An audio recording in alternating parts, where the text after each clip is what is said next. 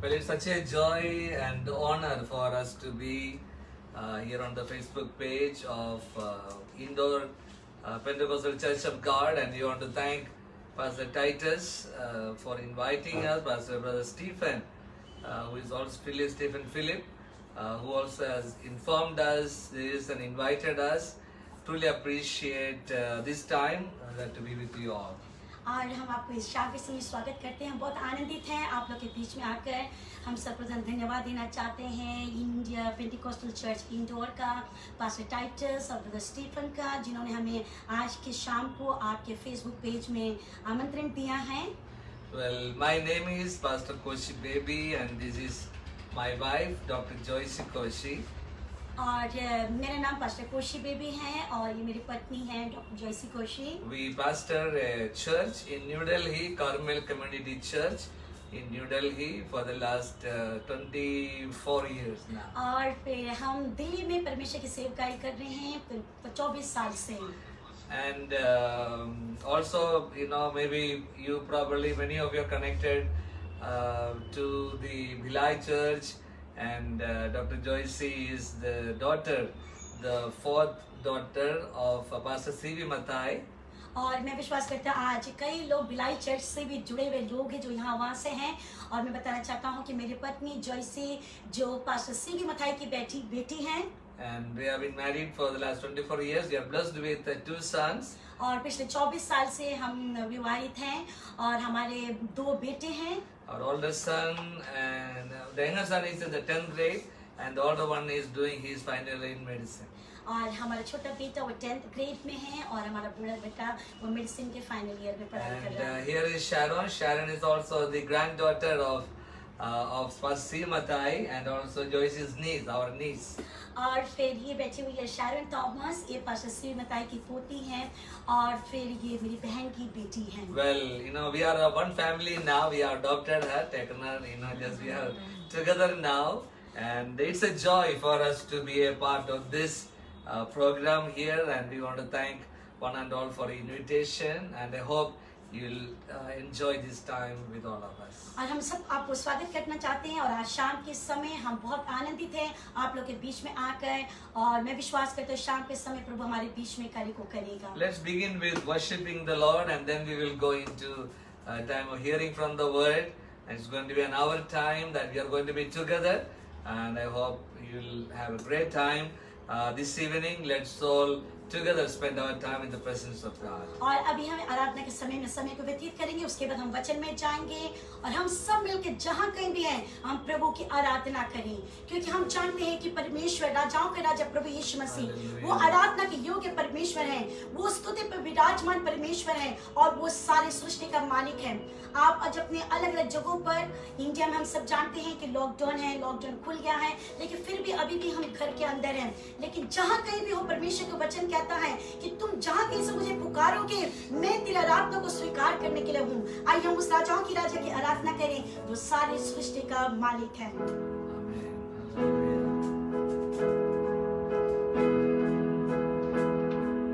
Hallelujah.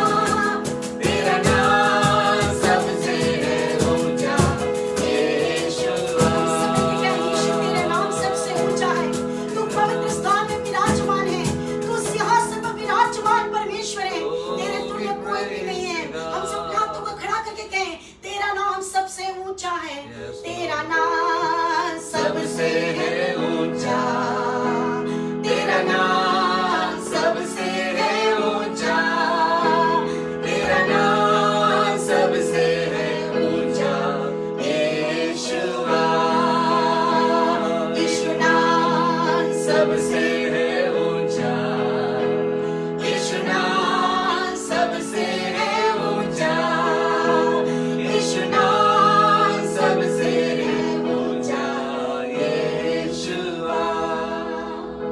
प्रभु के लोगों, प्रभु यीशु मसीह का नाम सबसे ऊंचा है। वो हमारे राजाओं का राजा, प्रभु का प्रभु है। हम सब जानते हैं आज संसार एक छोटे से वायरस के आगे अपने घुटने को टेक दिया है और कई बार हम व्याकुल हो जाते हैं, चिंतित हो जाते हैं। लेकिन मैं आज बताना चाहती हूँ, हमारा प्रभु यीशु मसीह वो हमारा राजा है। हम उसके हाथ में सुरक्षित हैं क्योंकि हमारा भरोसा प्रभु यीशु मसीह पर है। इसलिए आज हमें चिंता करने की जरूरत नहीं है। आइए हम सब लोग मिलकर इस गीत को गाकर प्रभु की आराधना करें। और मैं बताना चाहती हूँ कि आराधना में छुटकारा है, आराधना में चंगाई है। पौलुस और सिलास जब उस बंदी गृह में आराधना कर रहे थे, उनके बंधन खुल गए। सिर्फ उनके बंधन नहीं, लेकिन वहाँ जितने लोग बंदी थे वो भी आजाद हो गए। आज आप जहाँ कहीं भी हैं, आप आराधना करने के लिए तैयार हैं। परमेश्वर आपकी परिस्थिति के बंधन को खोलने के लिए, चाहे वो किसी प्रकार के बंधन क्यों न हो, बीमारी के बंधन, नौकरी के बंधन, परमेश्वर आपके बंधनों को खोल के आज वो आपको आजाद करना चाहता है। और वो कहता है, तू मुझ पर भरोसा रख क्योंकि तेरा जीवन मेरे हाथ में सुरक्षित है। आइए उस राजाओं की राजा को आराधना दें।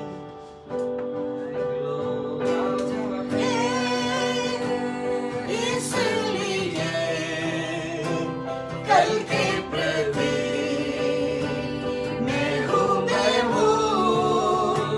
मेरा भविष्य उसके ही हाथों में, और मैं धन्य हूँ इस जीवन काल में। वो राजा है इसलिए कल के प्रति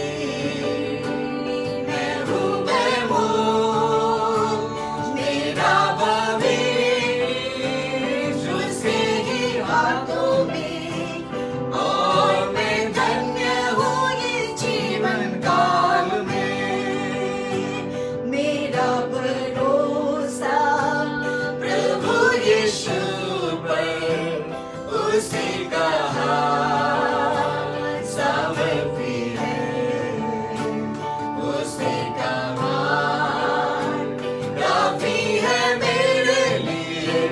हानि से मैं कभी डरूंगा नहीं। वो राजा है इसलिए कल के प्रति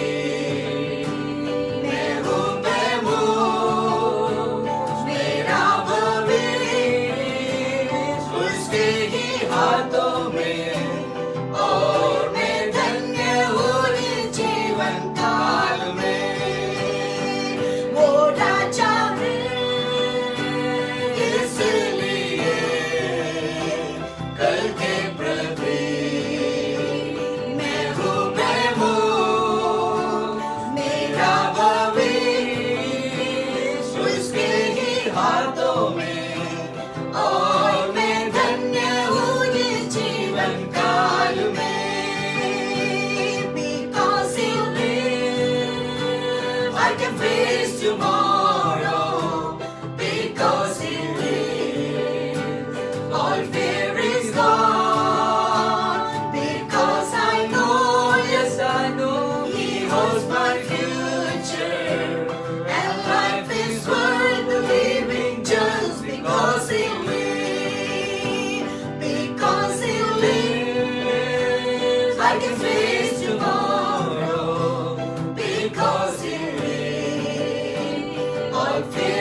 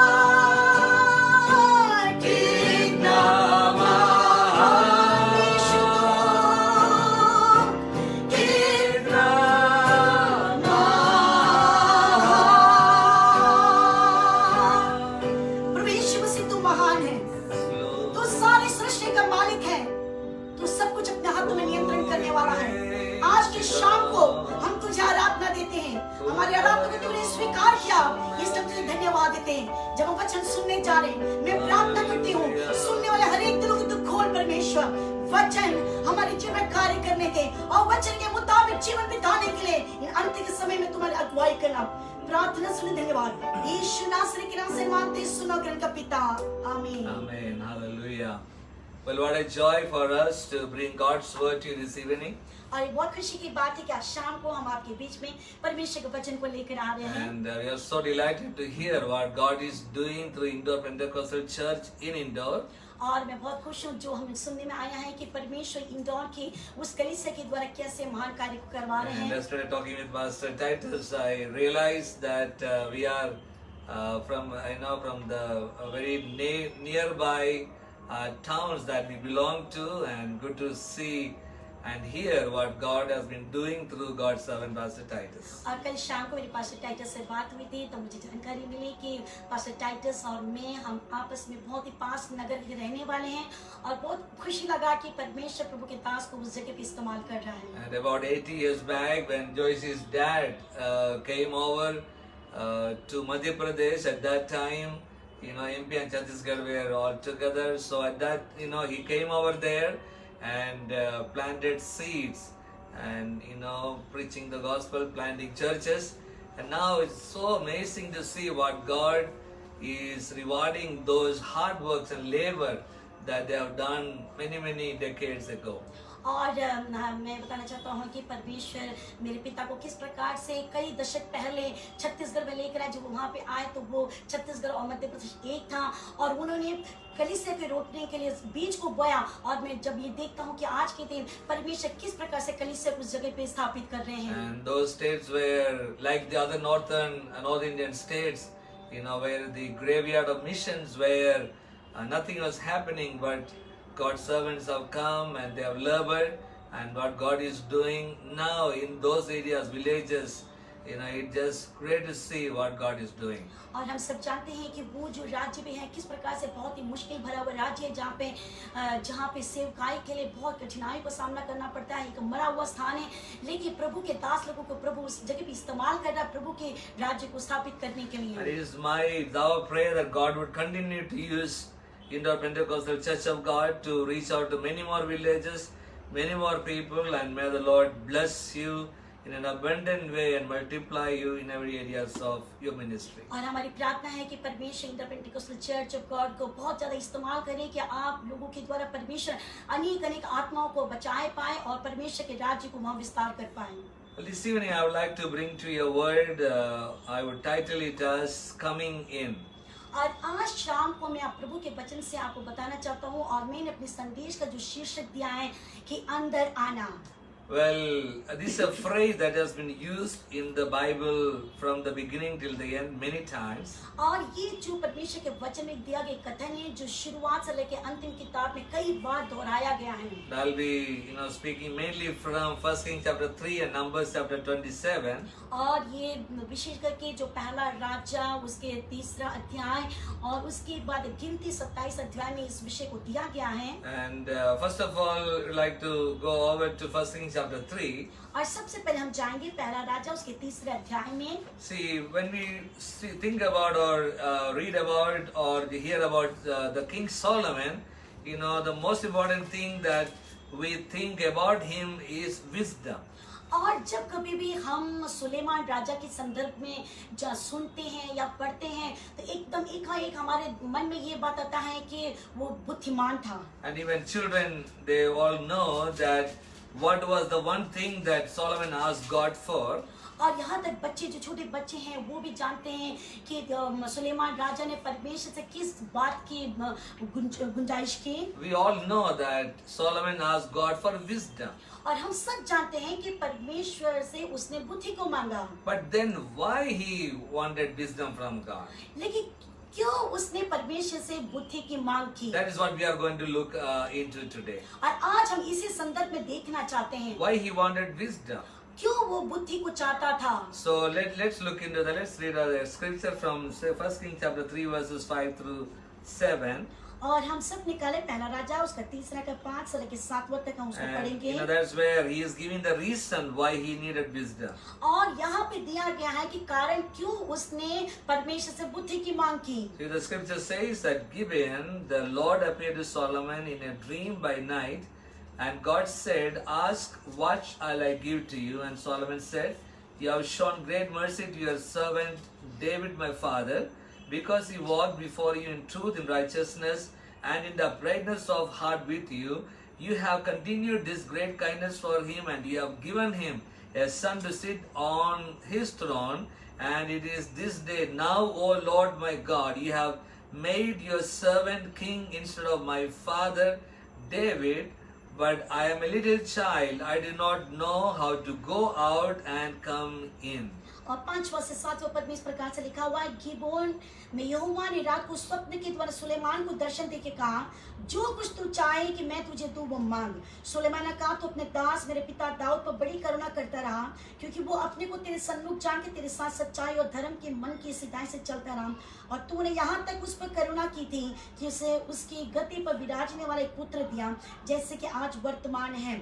और अब ये परमेश्वर यहोवा, तूने अपने दास को मेरे पिता दाऊद के स्थान पर राजा किया है, परंतु मैं छोटा लड़का सा हूँ जो भीतर बाहर जाना आना नहीं जानता।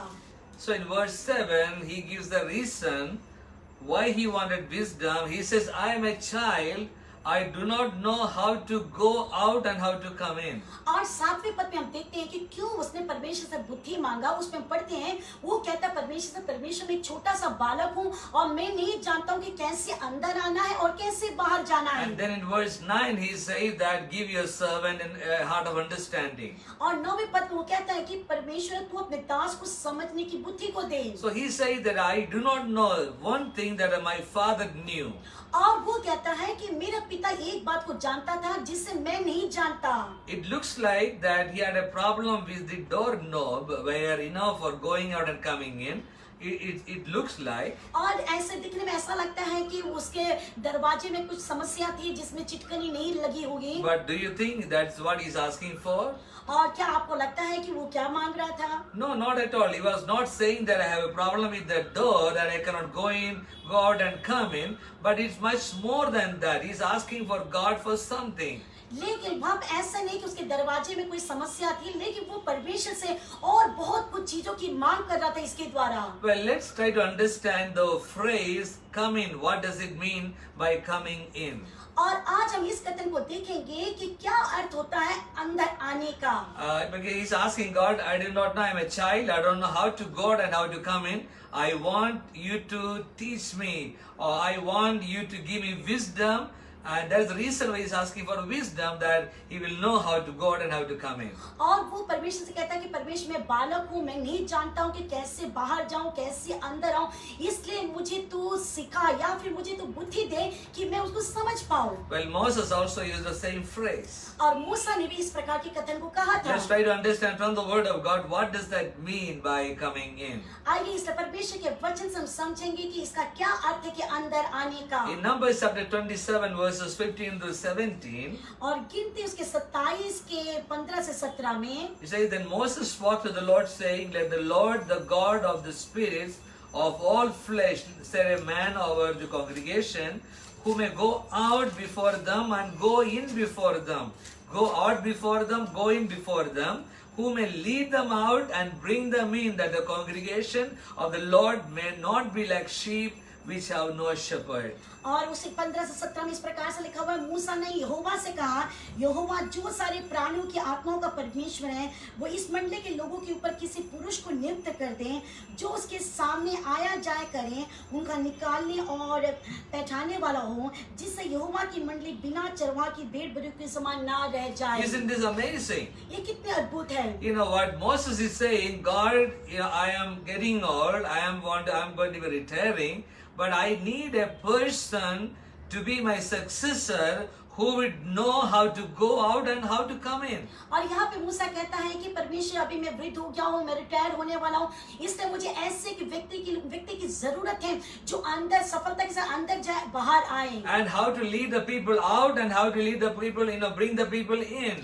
और मुझे एक ऐसे व्यक्ति को दे जो मेरे लोगों को अगुवाई कर सके, कैसे अंदर ले जाना है और कैसे बाहर ले आना है. And here Solomon also says the same. My father knew how to take people out or how to go out and how to come in. और यहाँ पे सुलेमान राजा भी कहता है कि मेरा पिता जानता था कि किस प्रकार से लोगों को अंदर लेके आना और कैसे बाहर ले जाना है. Let us see some more scripture in the Bible that talks about the same phrase. और हम आइए और भी कुछ वचनों को देखेंगे जो इस कथन की जैसे ही कहती हैं. In Deuteronomy chapter 31 verses 1 and 2. और व्यवस्था विवरण उसका 31 का 1 और 2.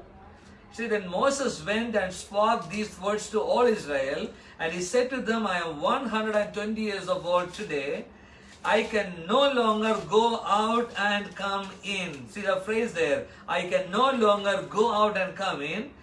Also the Lord has said to me, you shall not cross over this Jordan. और इस पद में जब हम पूरे अध्याय को देखते तो उसमें भी यहोशू कहता है कि मैं नहीं जानता हूँ कि मूसा कहता है कि कैसे मैं अंदर जाऊँ, कैसे बाहर आऊँ. Well, this is the retirement speech of Moses. We know that Deuteronomy talks about. और व्यवस्था विवरण में जब हम इस पद को पढ़ते हैं जानते हैं कि मूसा जो रिटायर होने वाले के संदेश को दे रहा है. Again Moses is saying, God, I'm retiring now, but I want, because I cannot go out and come in, but I need somebody who can go out and who can come in. और मूसा कहता है कि परमेश्वर मैं तो अभी वृद्ध हो गया हूँ, मैं मतलब सेवानिवृत्त होने वाला हूँ, इसलिए मुझे कोई ऐसे व्यक्ति को दे जो अंदर जाए और बाहर आए. In John chapter 10, Jesus talks about it. और यूहन्ना 10:9 में भी प्रभु यीशु मसीह कहता है. And Joshua chapter 14 verse 11 talks about it. और यहोशू 14:11 में कथन दिया गया है. He says, I am still as strong today as the day of Moses sent me out. I am just as vigorous to go out to the battle and as I was then. और वहाँ पे वो कहता है कि मैं मतलब मेरे जो मूसा से मैंने सीखा है और मैं जानता हूँ कि किस प्रकार युद्ध के लिए बाहर जाना और अंदर आना है. Well, these two terms are military terms. और ये जो दो शब्द है एक सैनिक के लिए इस्तेमाल किया जाता है. They refer to warfare. और जो अपने युद्ध में जाते हैं उसके लिए उसको इस्तेमाल करते हैं. And this is what Moses is saying. यहाँ पे मूसा, इसलिए मूसा कहता है I want somebody who knows how to lead the people out in warfare, in war. इसलिए मूसा कहता है कि मुझे एक ऐसे व्यक्ति की जरूरत है जो लोगों की अगुवाई करे युद्ध में ले जाने के लिए. And then I need people who would come into the presence of God. और मुझे ऐसे लोगों की जरूरत है जो लोगों को प्रभु की उपस्थिति में लेकर आए. Solomon says that my father knew how to lead people in war. और यहाँ पे सुलेमान कहता है कि मेरा पिता दाऊद जानता था कि किस प्रकार से लोगों की अगुवाई करे युद्ध के लिए. And then my father knew how to come into the presence of God. और मेरा पिता जानता था कि किस प्रकार से परमेश्वर की उपस्थिति में आना है. Dear children of God, we are all in a battlefield. और प्रभु के लोग मैं बताना चाहता हूँ हम सब लोग एक युद्ध में हैं. We are all in a spiritual warfare. और हम सब एक आत्मिक युद्ध में हैं. So it is very important as a child of God. This is what Solomon was asking God for wisdom. God, I need wisdom that I may lead the people in the warfare, and also I need wisdom like my father to come into your presence and worship you. इसलिए सुलेमान कहता है कि परमेश्वर मैं अपने पिता के जैसे मैं भी चाहता हूँ कि सीख जाऊँ किस प्रकार से लोगों को मैं लेकर जाऊँ वो युद्ध भूमि में, और फिर मैं कैसे परमेश्वर की उपस्थिति मेरे पिता जैसे आता था वैसे मैं वापस आऊँ. So going out means leading people in warfare. और बाहर जाने का अर्थ है कि लोगों की अगुवाई करना युद्ध के लिए. And coming in means coming in the presence of God to worship.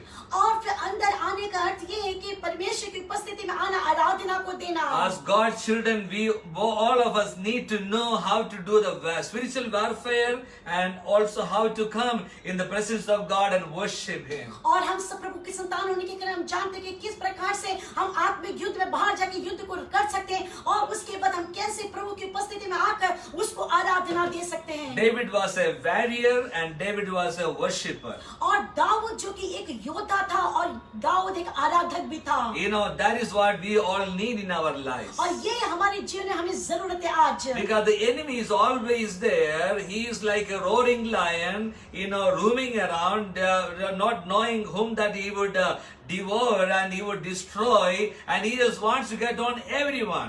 और फिर शैतान जो कि गरजने वाले सिंह के नाई हम लोगों को ढूंढता हुआ, प्रभु के लोगों को ढूंढता हुआ घूमते रहता है। वो चाहता है कि किसको जाए और फाड़ के खा जाए। You know, that is what he wants. But as a child of God, we are in the spiritual warfare and the spiritual battle. We know that we are covered by the blood of Jesus Christ, and the battle that we are fighting is not that something that we are going to lose, but it's already won on the cross of Calvary. और फिर प्रभु की संतान शैतान तो हमारे चारों ओर हमें फाड़ खाना चाहता है, लेकिन हम एक बात को जानते हैं कि हम परमेश्वर के लहू में छिपे हुए हैं। हमें कोई कुछ नहीं कर सकता। परमेश्वर ने हमारे शत्रु से हमें जय को दे दिया है। See, in the Old Testament, when they used to go out for battle or war or battle, और पुराने समय पर पुराने करार के लोग जाते थे युद्ध के लिए। you know, what they would do is that when they win the battle, they would come back straight back to the tabernacle or to the temple of the Lord and give glory to God and worship God. और वो लोग जब युद्ध में जाते थे और युद्ध में जय पाने के बाद वो वापस आते थे मिलाप वाले तंबू में और परमेश्वर को धन्यवाद स्तुति आराधना देते थे।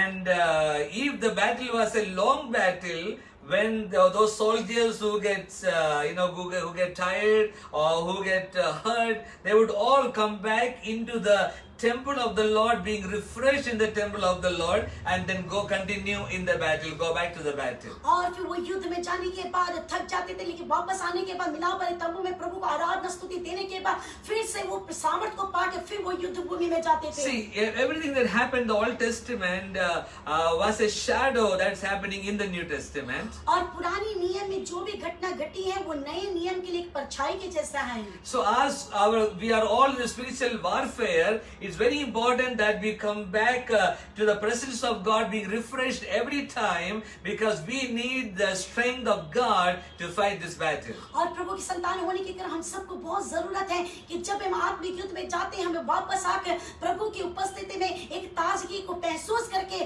दोबारा सामर्थ को पाके जाना है। So that's why Solomon asking God, I need wisdom so that I'll be able to go out into the spiritual warfare and then come back in the presence of God and worship your name. और इसलिए सुलेमान कहता है कि परमेश्वर मुझे बुद्धि चाहिए जिसके द्वारा मैं उस बुद्धि के द्वारा बाहर जाके युद्ध को लड़ाई करूं और फिर मैं उससे वापस आके तेरी उपस्थिति में तेरी आराधना कर पाऊं। And we know about Saul and David. और हम सब जानते हैं दाऊद और शाऊल को। And Saul was not able to do many a time the warfare that was before him. He was afraid, but David took cover as a warrior and he went on to fight the battle always. और हम जानते हैं कि शाऊल कई बार युद्ध करने के लिए गया लेकिन वो उसका सामना नहीं कर पाया, लेकिन दाऊद उस स्थान को लेकर एक योद्धा बनकर जय को पाया। And we know about David, he was always a worshipper. और हम जानते हैं कि दाऊद एक आराधक भी था। He came into the presence of God. वो परमेश्वर की उपस्थिति में आता। So it's very important for us to come in. और इसलिए बहुत जरूरी है हमें अंदर आना। And why is it important for us to come in, or come in means worship God? और क्यों जरूरी है अंदर आना अर्थात आराधना करना क्यों जरूरी है? I want to give you 3 reasons and then we will pray. और मैं 3 बातों को बताऊंगा फिर उसके बाद हम प्रार्थना में जाएंगे। First of all, worship brings God's presence in our lives. और सबसे पहली बात है कि आराधना हमारे जीवन में परमेश्वर की उपस्थिति को लेकर आता है। So coming in is very important in the presence of God, because worshiping Him, because when we worship God, God's presence comes and overtake us. और परमेश्वर की उपस्थिति में आना इसलिए जरूरी है, जब हम आते हैं उसको आराधना देते हैं और जब आराधना जाती है उसकी उपस्थिति हमारे बीच में आ जाती है। And the presence of God can make everything, everything different in our lives. The presence of God can, change our lives and bring blessings to our life and take care of everything that we need in our life. और परमेश्वर की उपस्थिति हमारे जीवन में सब चीजें लेकर आती है, सभी प्रकार के आशीष को लेकर आती है। In 1 Samuel chapter 18 verse 12, और पहला शमूएल इसका 18 के 12 में इस प्रकार से it लिखा says, है। now Saul was afraid of David because the Lord was with him and he had departed from Saul. और फिर यहाँ पे हम पढ़ते हैं कि जो ये शाऊल था वो दाऊद से डरता था क्योंकि उसके पास परमेश्वर की उपस्थिति रहती See, थी। David was a worshipper.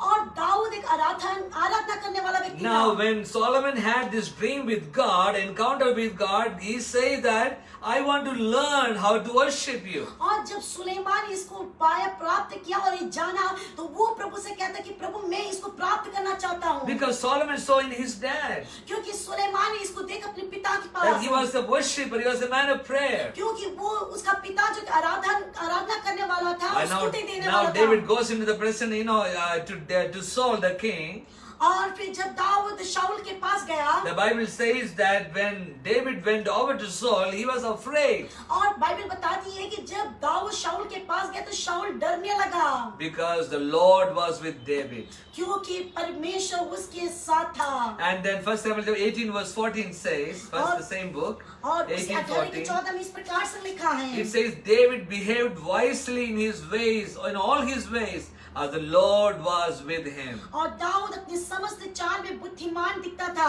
और यहोवा उसके साथ साथ था। See, we're talking about going out and coming in. और हम बात कर रहे हैं बाहर जाना, अंदर आना। See, when we go out or when we go out into the battle, we are not talking about going out of the presence of God. और फिर जब हम बाहर जाते हैं तो ये नहीं है कि हम परमेश्वर की उपस्थिति से अलग होके जा रहे But हैं, we go out with the presence of God. लेकिन हम परमेश्वर की उपस्थिति के साथ साथ जाते When हैं। we come into the presence of God, और जब हम प्रभु की उपस्थिति में आते हैं and when we go out, the presence of God comes with us. और जब हम बाहर जाते हैं उसकी उपस्थिति हमारे साथ जाती है। So that is why David was successful in all the battles that he fought against his enemies, because the Lord was with David. और इसलिए दाऊद अपने सारी युद्ध में विजय को प्राप्त किया क्योंकि परमेश्वर दाऊद के साथ साथ होता था। That is why Solomon prayed, God, I want you to give me your presence with me, and I want to become like my dad, who always was coming in your presence and going out with your presence. और इसलिए यहाँ पे जो सुलेमान कहता है कि परमेश्वर मेरे पिता के जैसे तू मुझे बुद्धि दे कि मैं भी तेरे उपस्थिति में आऊं, तेरे साथ साथ रहूं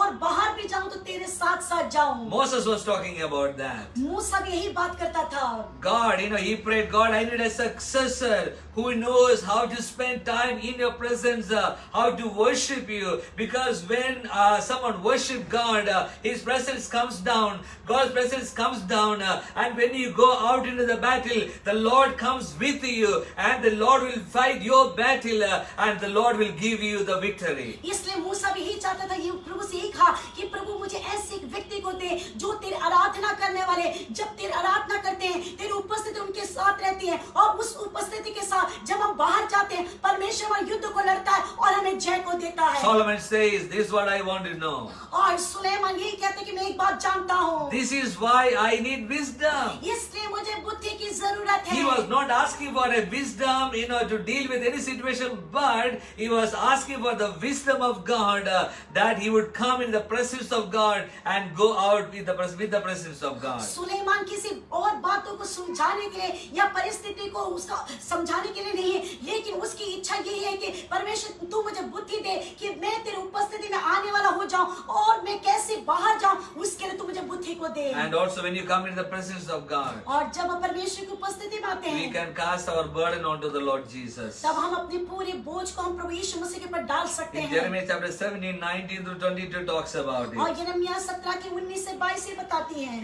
It talks about verse 21, it says, thus says the Lord, take ye to yourself and bear no burden on the Sabbath day, nor bring it in by the gates of Jerusalem, nor carry a burden out of your houses on the Sabbath day, nor do any work, but hallow the Sabbath day as I command your fathers. और यहाँ पे 17 के 19 से 22 में इस प्रकार से लिखा हुआ है कि यहोवा तुम यूं कहता है, जाके सदर फाटक में खड़े हो जा, यहूदा के राजा बना, यरूशलेम के सब रहने भीतर बाहर जाया करें और उनसे कहिए, यहूदा के राजाओं, सब यहूदियों, यरूशलेम सब निवासियों, सब लोगों, इस फाटकों से होकर भीतर होते जाए, यहोवा का वचन सुनो। यहोवा यूं कहता है, विश्राम के दिन कोई बोझ मत उठाओ, ना कोई बोझ यरूशलेम के फाटक के भीतर ले जाओ, विश्राम के दिन अपने अपने घर में कोई बोझ बाहर मत ले जाओ और ना किसी रीति का काम काज किया करो। So why God is emphasizing this here?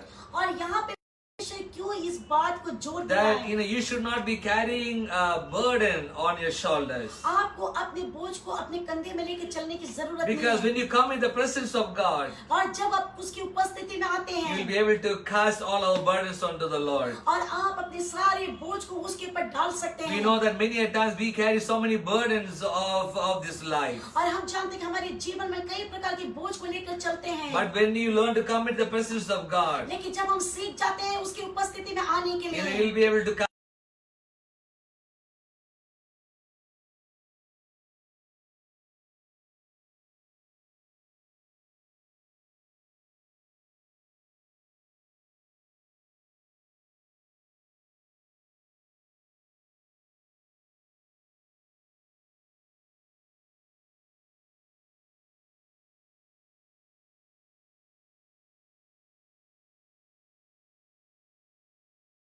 See why we bow down and we come into a way of worshiping God or praying in the presence of God. It is also a sign of casting our burden over to God. और फिर ये घुटने में झुकने का अर्थ ये बताता है कि हम झुकते हैं और अपने सारे बोझ को उसके ऊपर डालना। Remember when Satan tempted Jesus, he said to Jesus that you bow down and then you worship me, then I'll give everything that you see, I'll give to you. और आप सब जानते हैं कि जब शैतान प्रभु यीशु मसीह की परीक्षा लेने के लिए आया तो उसने क्या किया कि तू मुझे झुक के दंडवत कर तो मैं तुझे सब कुछ दे दूंगा। Because that is a way of worship that he wanted. और ये है आराधना करने का एक तरीका। And that also talks about casting our burden. और ये भी दिखाता है कि हम अपनी बोझ को उसके ऊपर डालने के। So when you come into the presence of God, और जब हम उसकी उपस्थिति में आते or हैं when we worship God, और जब उसका आराधना देते हैं, God's presence comes down. परमेश्वर की उपस्थिति आ When जाती we are है। the presence of God in our lives, जब हमारे जीवन में उसकी उपस्थिति होती है, we have everything that we need in our life. तब हमें वो सब चीजें मिल जाती है जो हमारे जीवन में जरूरत होती So है। first of all, worship brings God's presence in our और life. सबसे पहली बात है कि परमेश्वर की उपस्थिति में हम जब आराधना देते हैं तो उसकी उपस्थिति हमारे अंदर आती है। So remember, we are talking about the phrase coming in. और अभी हम याद रखिएगा हम इस कथन के पर विषय पर चर्चा कर रहे हैं कि अंदर आना। Coming in means coming in to worship God. और अंदर आने का मतलब है कि परमेश्वर को आराधना देना। And Paul, Solomon said, I don't know how to come in. God teach me how to come in. और यहाँ पे वो कहता है कि मुझे नहीं मालूम कि कैसे अंदर आना है, इसलिए तू मुझे सिखा।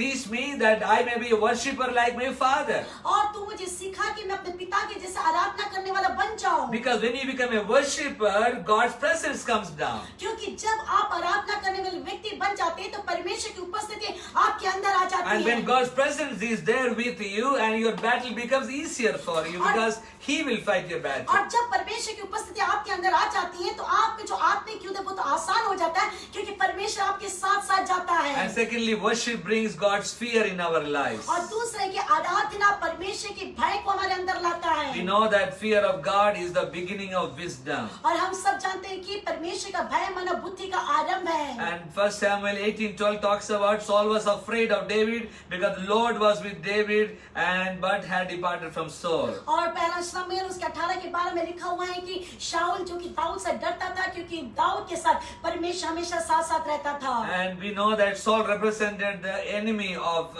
David. और फिर हम जानते हैं कि जो शाऊल जो कि दाऊद का दुश्मन था, And when David would come into the presence of or to Saul, he would get afraid because God's presence was with David. And the demons or the evil spirit that was upon Saul used to get afraid when he saw David coming closer to him. और जब कभी भी दाऊद शाऊल की उपस्थिति में आता था तो शाऊल डर जाता था और उसके अंदर जो दुष्ट आत्मा थी परमेश्वर जो दाऊद के साथ साथ उस उपस्थिति को देखकर शाऊल के अंदर की जो दुष्ट आत्मा थी भयभीत हो जाती थी। When you become a worshipper, you carry the presence of God when you carry the presence of God, the enemy gets afraid of you. और जब आप परमेश्वर की आराधना करते हैं तो परमेश्वर की उपस्थिति आपके अंदर आ जाती है। जब परमेश्वर की उपस्थिति आपके अंदर आती है तो दुष्ट आत्माएं उसको देख कर डरती हैं। And we know that our battle is not against flesh and blood, और हम सब जानते हैं कि हमारा जो युद्ध है कोई भी मांस और लहू से नहीं but है, against principalities and powers of the enemy. लेकिन जो प्रधान अंधकार की सामत उस अधिकारियों से है। And when you become a worshipper, God strengthens you, His presence comes with you, and then that leads his enemy, your enemy, to be afraid of you, or those spiritual enemy that are against us are going to flee away from you. और जब आप आराधना करने बन जाते हैं, परमेश्वर की उपस्थिति आ जाती है, तो शैतान आपके अंदर जो परमेश्वर की उपस्थिति, वो सामर्थ्य उसको देखकर वो दूर भाग जाता है। And thirdly, worship brings God's wisdom in our life. और तीसरी बात है कि जो आराधना परमेश्वर की बुद्धि को हमारे अंदर लाती है। 1 Samuel chapter 18 verse 14 says that David behaved wisely in all his ways. और पहला शमूएल 18 के 14 में लिखा हुआ है कि जो दाऊद है वो सारे बुद्धिमानी से चलता था। And because the Lord was with him. क्योंकि परमेश्वर उसके साथ साथ था। Well, do you ever need wisdom in your life? क्या आपको अपने जीवन में बुद्धि की जरूरत है? Have you had a situation in your life you do not know how to move forward, what decision to be made, and you wanted God's wisdom in your life for that decision? और क्या आपने कभी इस प्रकार को महसूस किया है कि आप अपनी किसी बात को निर्णय को लेने के लिए परमेश्वर की बुद्धि की जरूरत को आप महसूस किया है? Yes, all of us had that situation in our life that we needed God's wisdom to take a decision. और हम सबके जीवन में ऐसे कुछ परिस्थिति आई है जिसमें हमने चाहा है कि परमेश्वर तू मुझे बुद्धि दे इस बात को निपटाने के लिए। Solomon says, my father had that wisdom, but God, I need that wisdom. और यहाँ पे सुलेमान कहता है मेरे पिता के पास तो बुद्धि थी, प्रभु तू मुझे भी वो बुद्धि दे। Because he knew that God's presence would bring wisdom in his life. क्योंकि वो जानता था कि परमेश्वर की बुद्धि उसके जीवन में सफलता को लेकर आएगी। Remember the Queen of Sheba? और आप लोग सब जो रानी बतशेबा की बात जानते हैं। And she came to test Solomon. और वो शीबा रानी जो सुलेमान के पास परीक्षा लेने के लिए आई। That we see in 2 Chronicles chapter 9 verse 1 through 4. और उसको हम पाते हैं कि दूसरा इतिहास उसके 9 के 1 से 4 में। Let me read this. What really amazed her. और क्या बातें थी जो उसको बहुत ज्यादा भौचकित कर दी। We know that she traveled a long way to go to King Solomon. और हम सब जानते हैं कि वो बहुत दूर की यात्रा करके सुलेमान राजा से मिलने के लिए गए। And those days she was considered to be the wisest ruler of that time. और उस समय की वो सबसे बुद्धिमान रानी मानी जाती थी। She had the reputation of the wealthiest queen of that time. और वो उस समय की सबसे जो धनवान एक रानी जानी जाती थी। So she brought so much of gold to him. और वो राजा सुलेमान के लिए बहुत सारे सोना को लेकर आई। Theologians say that she brought about 9,000 pounds of gold. और करीबन 900 पाउंड सोना को लेकर आई। And also her kingdom, they thrived in wisdom. और उसका जो सिंहासन था, जो राज्य था, वो बुद्धिमानी से चलने वाला कहा जाता था। And probably she came to the same place where the Magi, the wise men that came to see the child Jesus, she probably came from that place. Traveled many months. और फिर वो काफी लंबी यात्रा करके उसी स्थान से आई होगी जहां से ज्योतिषी लोग यीशु मसीह के दर्शन लेने के लिए आए थे। She heard about Solomon. और उसने सुलेमान राजा के बारे में सुना। And she came to test Solomon actually. इसलिए वो उसकी परीक्षा लेने के लिए सुलेमान के पास आई। With her wisdom.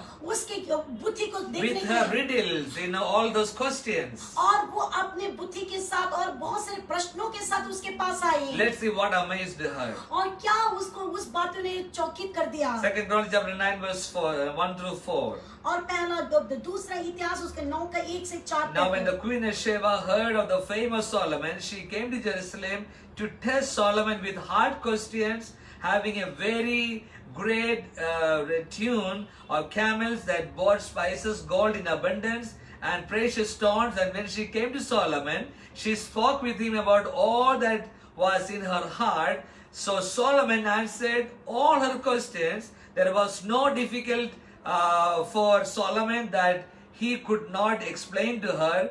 And when the Queen of Sheba had seen the wisdom of Solomon, the house she had built, the food on his table, the sitting of his servants, the service of the waiters, and their apparel, her cupbearers and their apparel, and his entryway by which he went up into the house of the Lord, there was no more spirit in her. और जब हम इस पूरे पद को देखते हैं कि शीबा रानी सुलेमान की जब कीर्ति सुनी और उसने बहुत कठिन कठिन प्रश्नों को लेकर और बहुत सारे सोना चांदी बहुमूल्य वस्त्र को लेकर उसकी बुद्धि की परीक्षा लेने के लिए उसके पास आई। जब उसने उसके सब चीजों को देखा, महल को देखा और बहुत चकित हो गई और उसके बाद जो भी सवाल पूछा सब सवालों का जवाब सुलेमान दिया। और जब वो खाना खाने के लिए गए वहां पे जितने लोग उसकी सेवा पहलू कर रहे थे उनको देख आश्चर्यचकित हो गए। लेकिन जब उसने एक बात देखी उसके बहुत चकित हो गए, वो था उसका जो प्रवेश करने का द्वार। See, everything was amazing. और बहुत सब कुछ बहुत अलौकिक था। But one thing, that took away her breath. That means she couldn't breathe. She was so amazed that she couldn't even get to breathe. और फिर सब कुछ बहुत ही सुंदर था, बहुत अलौकिक था, लेकिन एक चीज को देखकर उसकी सांस एकदम थम गई, उसकी सांस रुक गई। That was his entryway. और वो था उसके प्रवेश का द्वार। What is that entryway? That is the room of prayer where he went into the presence of God. She saw that how he came to the presence of God and worshipped him. The Bible says that here, there was no more spirit in her, or he took away her breath. और फिर Bible बताती है कि जब वो रानी ने उसके परमेश्वर की उपस्थिति में जाने वाले उस द्वार को, उस जगह को देखा कि कैसे उसमें से प्रवेश करता है और प्रभु की उपस्थिति में किस प्रकार से बैठ के आराधना करता है। जब उसने उस रानी में देखा उसके शरीर से जैसे प्राण निकल गई और उसकी सांस एकदम थम गई। He said to Solomon, said to God, God, I don't know how to go out and come in. और सुलेमान ने परमेश्वर से कहा, परमेश्वर मैं नहीं जानता कि कैसे बाहर जाऊं, कैसे अंदर आऊं। Teach me to become a worshipper. मुझे सिखा कि मैं कैसे आराधना So when करने the जाऊं। Queen of Sheba came, और जब रानी शीबा आई, she saw how he worshipped God. और उसने जब देखा कि किस प्रकार से राजा उसकी आराधना करता His है। wisdom was amazing, his wealth was amazing, his buildings were amazing, his people were amazing. But one thing that took away her breath was that how he worshipped God. और उसका जो महल बहुत अद्भुत था, उसके लोग बड़े अद्भुत थे, उसकी बुद्धि बहुत अद्भुत था, सब कुछ बहुत ही अलौकिक था। लेकिन रानी शीबा की सांस तब रुक गई जब उसने देखा कि राजा सुलेमान किस प्रकार से प्रभु की उपस्थिति में जाकर आराधना को करता है। I'm going to read one more verse and then we'll pray. और मैं एक और पद को पढ़ के समाप्त करना See, चाहता हूँ। remember everything in the Old Testament happened as a shadow for the New Testament. और अब सब जानते कि पुराने नियम में जो जब बातें घटी वो सब नए नियम के लिए परछाई There was है। a spiritual principle that was there we could take from the Old Testament to the New Testament. और फिर पुराने नियम का सिद्धांत को हम ले सकते नए नियम के लिए। Ezekiel chapter 46 verse 9. और एजेकिएल की किताब उसकी 46 अध्याय के उसका 9वां पद। It says, when the people of the land come before the Lord at the appointed festivals, whoever enters by the north gate to worship is to go out the south gate, and whoever enters by the south gate is to go out of the north gate, no one to return through the same gate by which they entered in, but each of it go out of the opposite gate. और यहाँ पर पद 20 प्रकार से लिखा हुआ है कि वो पर्व के समय पर जब लोग आते थे, वो लोग जब यदि उत्तर से द्वार से प्रवेश करते थे, वो वापस वहां से ना जाके दक्षिण से जाते थे, और जो लोग दक्षिण के द्वार से आते थे वो उत्तर से बाहर जाते थे। What is the spiritual principle in that? और यहाँ पे क्या आत्मिक सच्चाई है यहाँ God पर? said, when you come to worship to my house, और परमेश्वर कहता है जब तू मेरे कमरे मेरे घर में आता है आराधना करने के if लिए, you enter from the south gate, यदि तूने उत्तर के दरवाजे दक्षिण दरवाजे से प्रवेश you किया need है to go out of the north gate. तो तुझे उत्तर के दरवाजे से बाहर निकलना If you है। come in from the north gate यदि तू उत्तर के द्वार से आया into है the presence of God, मेरे ऊपर परमेश्वर की into उपस्थिति the में, house of God, परमेश्वर के भवन में, you go out of the southern gate. और तुझको दक्षिण के द्वार से बाहर जाना है। What does it mean? इसका अर्थ क्या है? When you come into the presence of God, और जब आप प्रभु की उपस्थिति में आते हैं, you don't go out of the presence of God the same way you come in. और जब भी आप प्रभु की उपस्थिति में आते हैं, जिस रीति से आप आए वैसे बाहर ना जाएं। We come in with burden in our hearts, और हम उसकी उपस्थिति में बोझ को लेकर आते हैं, but we go out of the presence of God completely relieved from every burden in our heart. लेकिन जब हम परमेश्वर की उपस्थिति से बाहर जाते हैं तो हम सारे बोझ रहित हो जाते हैं। You come in with sickness and other problems into the presence of God, but you go out completely changed. और जब हम प्रभु की उपस्थिति में हो सकता है हम बीमारी को लेकर आए और कई बोझ को लेकर आए, लेकिन जब उसकी उपस्थिति से बाहर जाते हैं हम उसमें से पूरी तरह से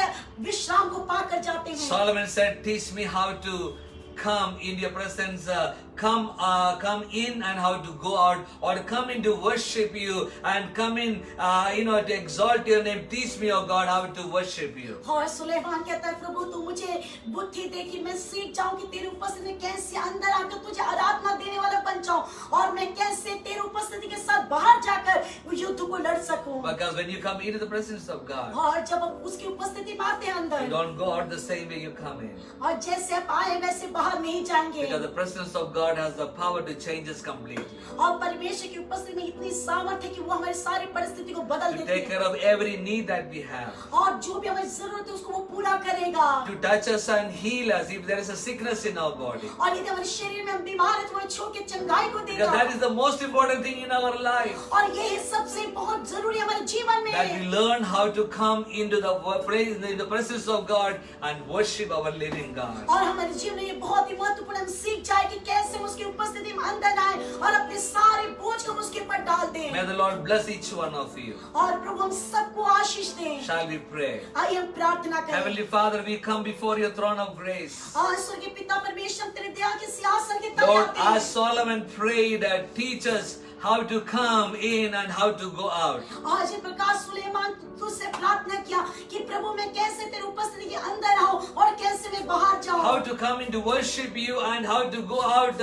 with the presence of God and fight that battle, spiritual battle that is there outside for us. और परमेश्वर तू मुझे सिखा कि मैं कैसे तेरी उपस्थिति में आकर आराधना करने वाले बन जाऊं जिससे कि तेरी उपस्थिति मेरे अंदर आ जाए Lord, और उस उपस्थिति के साथ मैं बाहर जाके आत्मिक युद्ध को लड़ने वाला बन Lord, I pray जाऊं. that you would bless your people. और मैं प्रार्थना करती हूं परमेश्वर तू अपने लोगों को आशीष दे. In Jesus' name. यीशु के नाम से. Amen. आमीन, Amen. आमीन, Amen. आमीन.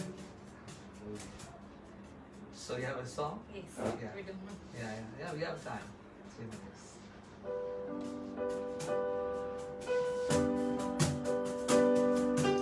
धन्य धन्य यीशु नाम, स्तुति के योग्य यीशु नाम, हर एक जुबान ये गाएगी, यीशु पवित्र है. धन्य धन्य यीशु नाम, स्तुति के योग्य यीशु नाम, हर एक जुबान ये गाएगी, यीशु पवित्र है. यीशु पवित्र है. यीशु पवित्र है. यीशु पवित्र है. मेरा यीशु पवित्र है. हालेलुया आमीन. हालेलुया आमीन. हालेलुया आमीन. हालेलुया आमीन. आइए अंतिम प्रार्थना के लिए अपने सिरों को झुकाएं. हम प्रार्थना करें. परमेश्वर से धन्यवाद देते हैं आज शाम के लिए. Yes, Lord Jesus. परमेश्वर आज की शाम तेरी उपस्थिति हमारे साथ बनी रही इसलिए हम धन्यवाद देते हैं. Thank you. हम Jesus. धन्यवाद देते तेरे वचन के लिए. सुलेमान राजा ने तुझसे मांग किया प्रभु मुझे कुछ भी नहीं चाहिए, मुझे तो बुद्धि दे कि मैं तेरी उपस्थिति में कैसे अंदर आऊं. Yes, और Lord. तेरी उपस्थिति के साथ तुझे आराधना में तेरी उपस्थिति को लेकर मैं Yes, कैसे Lord. बाहर जाकर युद्ध को करूं. Thank you, प्रभु यीशु आज शाम को हम अपने जीवन को एक बार समर्पण करते हैं कि तू भी हमें सिखा कि हम तेरी उपस्थिति में कैसे आराधना करने वाले हो जाएं. क्योंकि जब हम तेरी उपस्थिति में आते हैं तेरी उपस्थिति में छुटकारा है, Yes, yes, चंगाई है Jesus. और तुम्हें आशीष से भरने वाला परमेश्वर है. हम धन्यवाद देते प्रभु जी तेरी उपस्थिति में बने रहने के लिए हम सबको तू सामर्थ्य दे. एक और बार जितने लोग प्रभु जी आज के वचन को सुने सबको तू आशीष दे परमेश्वर. Yes, हम Lord. एक और बार परमेश्वर तेरे दास पास्टर टाइटस के लिए प्रार्थना करते हैं, उनके कलीसिया के हर एक लोगों के लिए Yes, प्रार्थना करते Lord हैं. परमेश्वर उस Jesus. कलीसिया को तू इस्तेमाल कर कि तेरे राज्य को और उस जगह पे बढ़ाने के लिए हम सबको तू इस्तेमाल कर. यीशु नासरी के नाम से मांगते हैं सुनो गण का पिता. आमीन. Amen. आमीन. Thank you once again. God bless you all, and it was wonderful spending time with you. And looking forward to meet some of you in person. God bless you all.